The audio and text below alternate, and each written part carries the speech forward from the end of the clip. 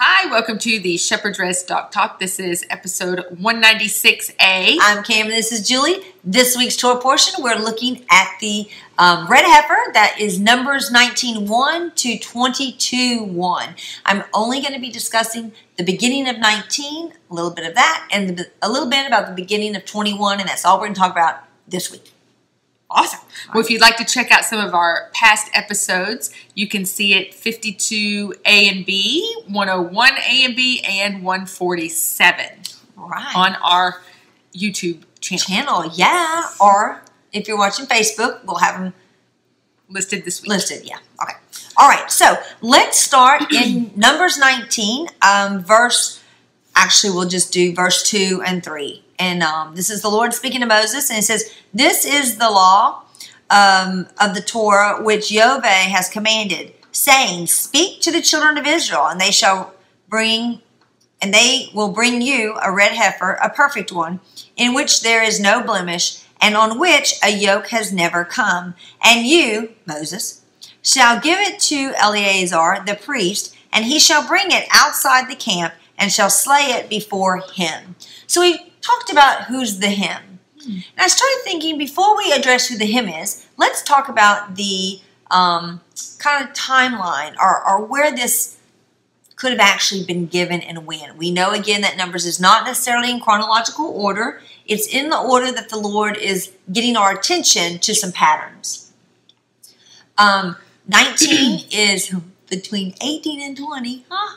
Okay, 19 is at the end of the events of the generation that's not going in. And it's at the beginning of the events of the generation that is going in. We've talked about this in the past. It's kind of a chapter of hope, showing that, look, even though this happened, you can be cleansed, which is really a great example for us in the future, because Messiah talks about coming to return, and he will cleanse us of our sins. And that part isn't what he did on the cross. That he did do that in the heavenlies on the cross, but he's also going to do it on the earthly part for us, going for yes. No, go ahead. Oh, going for the millennium, or not millennium, into eternity.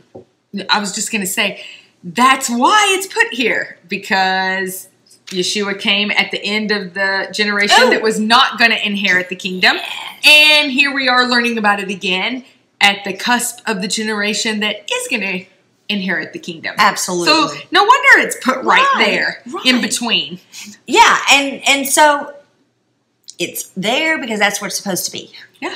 But sometimes we read and go, oh, see, they never did that before. But I would like to make some suggestions. One is, we notice that it's given to Eleazar. Moses gives it to Eleazar, and he is called the priest. So if you put it here at this timeline, then of course he's been a priest for, 30-something years, right? Mm-hmm. He's a priest. And he's about to take over because we had the death of his father happening this week, and Eleazar is taking on the clothes. So he's going to become the high priest. What a great way to prepare for that, as the one who's going to be washing them clean. Right.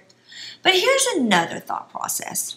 It has to do with the cleansing. The red heifer is what cleanses them so they can draw near when they've been around death. As we said before, the consequences of sin is death. We've all sinned. Therefore, in a way, we're all going to be in need of this. Just being around ourselves. Exactly. Yeah, we're around death. That's right. I mean, right? It's true. I think we have cells dying every day. Our poor souls have to be housed within our deathly bodies all the time. That's so true. Because one day it won't. We get new glorified form. Ooh, that's a good thought. Yeah. Okay. Anyway, so why and when did we need this? When Israel was brought out of Egypt, there was no there was no red heifer needed. They didn't get washed in that. When they built the tabernacle, well, that's weird.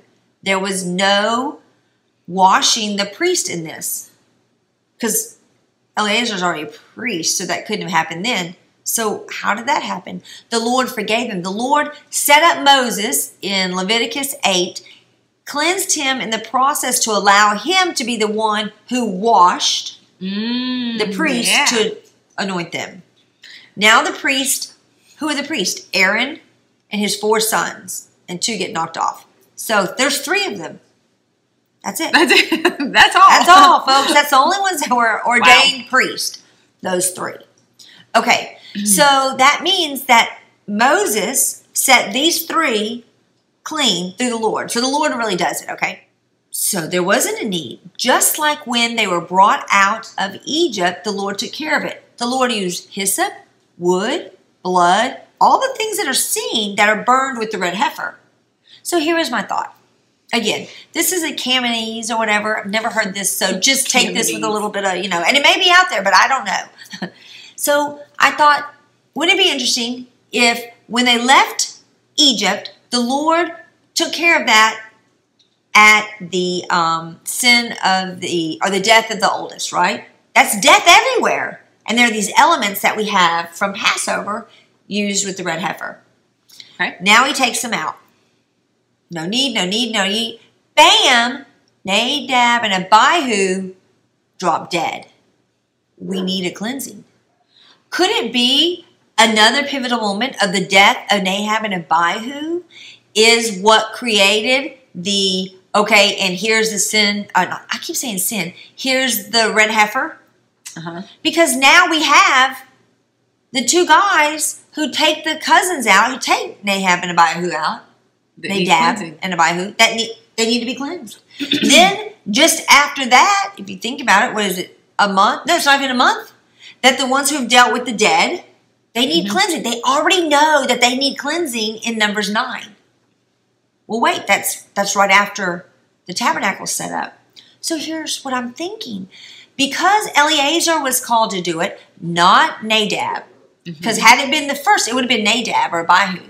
Right. But neither of them were called. So my thought is, wouldn't it be interesting if it's after the death of those 2 that this is implemented? Now Eleazar is the one who does it, and Aaron does it, and I suggest, just from my reading, I suggest that it's actually Aaron who is the he and the him. Oh, before him. Okay. He's the one watching because he has the anointing oil on him. So he can't do anything with any debt. He can't become unclean. And the one who does the things that's clean becomes unclean for the evening. Right. And since he has the anointing oil on him, then he wouldn't be able to, but he could watch and supervise and make sure it's all right. Yeah. Now, as we said before, Messiah is going to be the one, like Moses, okay, who's already clean. When the new temple is built, the Millennium Temple is built, Messiah will be the one clean. Yeah. Like Moses, to set them apart. But here's what's interesting. If we follow this pattern, then it means that Messiah will make whoever's clean by his washing them, and then they will be set up to do the red heifer. Yes. I was thinking this whole time when you've been saying this, we were always talking about, they need a red heifer for the temple and this and that. But there's the dilemma of, well, who's going to do it? Because nobody's clean. You know? And as you're talking about this, about the death of the firstborn and the Passover and going out into the wilderness, and then there wasn't a need for it until I thought, oh my gosh, it's like, it reminds me of the millennium when Yeshua comes and cleanses and makes it new, but we know there's going to be sin in the millennium. So at some point, there's going to be a need for that. Yeah. For it to be starting over. Yeah. Right, because we're still dealing with the earthly. Right. That people forget Not that. The they think that the millennium's everything's gonna be perfect, but that's not it yet. Not till eternity. Right. That's the Garden of Eden, is eternity. Right. So for now, though, we have hints and tips as to how to behave so that we can dwell properly here to prepare for there. And I think it's a great insight that you had into the timeline.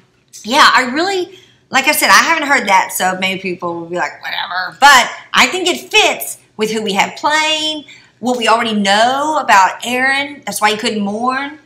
And it just fits the pattern. And Yeshua has to do what Moses did, right? Right, exactly. Which means not prepare the sin. I keep saying sin, not prepare the red heifer, but oversee and prepare those who are going to. Anyway, way off point. But so I just want to bring that up about kind of a timeline and seeing that, it happened.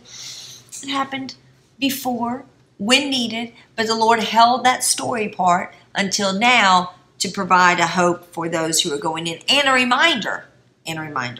All right, the next thing I wanted to look at was the beginning of, it's kind of the same lines of how I want to do it, the beginning of chapter 20. And it says, the children of Israel, all the congregation, came into the wilderness of Zin in the first new moon, and the people stayed in Kedesh. And Miriam died there and was buried there.